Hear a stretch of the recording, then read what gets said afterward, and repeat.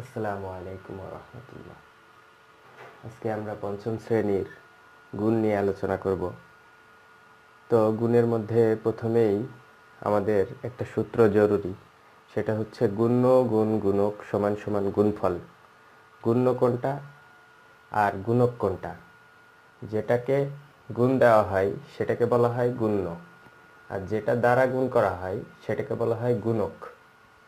আর গুণ করার পরে যেই ফলাফলটা পাওয়া যায় সেটাকে বলা হয় গুণফল। সুতরাং এখানে একটা সূত্র আমরা মনে রাখার চেষ্টা করি, গুণ্য গুণন গুণক সমান সমান গুণফল। তো এখান থেকে আবার আমরা একটা সূত্র পাই, সেটা এই গুণফলকে যদি আমরা গুণক দিয়ে ভাগ করি তাহলে গুণ্য পাবো, গুণফলকে যদি আবার আমরা গুণ্য দিয়ে ভাগ করি তাহলে গুণক পাবো। তো এখন একটা এক্সাম্পল দেখি আমরা। 234কে 256 দ্বারা গুণ করি, তাহলে 234কে 256, 734কে 256 দ্বারা গুণ করব। তাহলে এখন আমরা গুণ করি 734 256। প্রথমত আমরা যেটা করব সেটা 6 দিয়ে গুণ করব। আমরা জানি 256 এটা একক, এটা দশক, আর এটা শতক। প্রথমত আমরা 6 একক দিয়ে গুণ করব। তো 6 একক দিয়ে যদি গুণ করি, 4 ছক 24, 24 4, হাতে থাকে আমাদের 2, 3 6 18, আর 2 20 0, হাতে থাকে আবারও 2, 6 7 42, 42 আর 2 44। তো এখন আমরা দেখি দশক 5 দিয়ে গুণ করব। 5-এর দশক বলতে 50, আমরা বুঝি 50। তো 50 দিয়ে এই টোটাল সংখ্যাকে আমাদের গুণ করতে হবে। তো 50 দিয়ে যেহেতু গুণ করব, তো তার আগে শূন্যের গুণ আমরা এখানে একটা শূন্য, এই শূন্যটা এখানে বসাই দিব।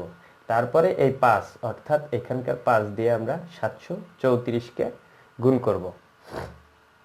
তো 734কে আমরা গুণ করি, তাহলে 4 5 20 0, হাতে থাকে আমাদের 2, 3 5 15, 15 আর 2 17 7, হাতে থাকে কত? এখন হাতে থাকে 1, 5 7 35, 35 আর 1 36। এরপরে আমরা 2 দিয়ে গুণ করব। 2 কি? 2 হচ্ছে শতক, 2 শতক মানে 2 শতক। তাহলে আমরা এখন 2 সংখ্যা, তারপরে 2টা শূন্য, সুতরাং এই 2টা শূন্য আমরা এখানে বসাই দিব। এখন 2 দিয়ে পুরো সংখ্যাকে আমরা গুণ করব। তাহলে 4 দুগুণে 8, হাতে থাকে না। 3 দুগুণে 6, হাতে থাকে না। 7 দুগুণে 14। এখন আমরা এই টোটাল সংখ্যাটাকে যোগ করে ফেলব। তাহলে যোগ করলে 0 0 4, এখানে 4 হয়, এখানে 0 হয়। তাহলে 8 7 15, 15 আর 4 19 9, হাতে থাকে 1, 6 6 12, 12 আর 4 16, 16 আর 1 17 7, হাতে থাকে 1, হাতে থাকে 1। তাহলে 4 আর 3 7, 7 আর 1 8, আর এখানে 1। তাহলে এটা আমরা যেটা পাইলাম এটাকে বলা হয় গুণফল। তো এই গুণফল দিয়ে আমরা যদি এই গুণফলকে যদি আমরা 256, যেটাকে আমরা কি বললাম? গুণক, এই গুণক দিয়ে ভাগ করি, তাহলে আমরা 734 গুণ্য পাবো। এটা দিয়ে ভাগ করলে, অর্থাৎ 7 9 0 4, এটাকে ভাগ দিব 256 দিয়ে, তাহলে পাবো আমরা 734। এটা পাবো কি? এটা পাবো আমরা গুণ্য। আবার যদি এটাকে ভাগ দিই 734 দিয়ে, তাহলে ভাগফল পাবো, অর্থাৎ এটা তখন হয়ে যাবে গুণক। 8536 কে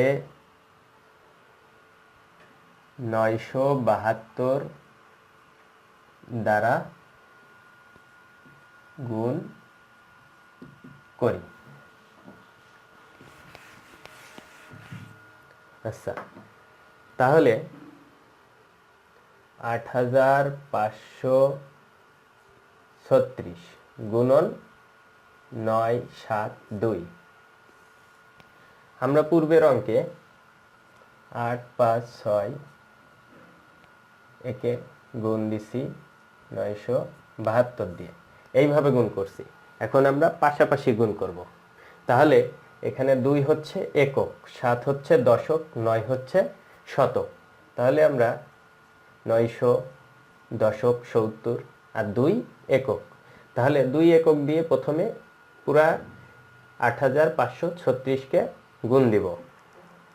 তাহলে 8536-কে গুণ দিলে আমরা কত পাবো দেখি। 6 দুগুণে 12, 2 হাতে থাকে আমাদের 1, 3 দুগুণে 6, 6 আর 1 7, আর 5 দুগুণে 10, 10 এর 0 হাতে থাকে 1, 8 দুগুণে 16, 16 আর 1 17। এখন 7 দশক দিয়ে গুণ করব। যেহেতু দশক দিয়ে গুণ করব, তার পাশে একটা শূন্য আছে, এই শূন্যটা এখানে বসাই দিব। এখন আমরা 7 দিয়ে পুরো সংখ্যাকে গুণ করি। 6 7টা 42 এর 2 হাতে থাকে আমাদের 4, 3 7টা 21 আর 4 25 এর 5 হাতে থাকে আমাদের 2, 5 7টা 35, 35 আর 2 37 এর 7 হাতে থাকে আমাদের 3, 7 8 56, 56 আর 3 59 হয় না। 6 নাম। এখন 900 দিয়ে গুণ করলে তার 900-র জন্য 2টা শূন্য, 6 নাম 54, 4 হাতে থাকে 5, 3 নাম 27, 27 আর 5 28, 29, 30, 31, 32, 32 এর 2 হাতে থাকে 3, 5 নাম 45, 46, 47, 48, 48 এর 8 হাতে থাকে 4, 8 নাম 72, 72 আর 4 76। তাহলে মোট যোগ করলে আমাদের হয় 2, 7 আর 2 9, 5 আর 4 9, 7 7 14, 14 আর 2 16, 6 হাতে থাকে 1 আর 8 19 এর 9 হাতে থাকে 1, 5 আর 1 6, 6 6 12 2 হাতে থাকে 1 9। তো এই মোটামুটি আমাদের অঙ্ক। তো আমাদের যারা পড়ুয়া ছাত্র, তাদের জন্য কিছু হোমওয়ার্ক HW থাকবে। তারা এগুলা করে কমেন্ট বক্সে অবশ্যই জানানোর চেষ্টা করবে যে উত্তরগুলা কত হয়েছে। তো আমি সেই উত্তরগুলাকে চেক করার চেষ্টা করব ইনশাআল্লাহ।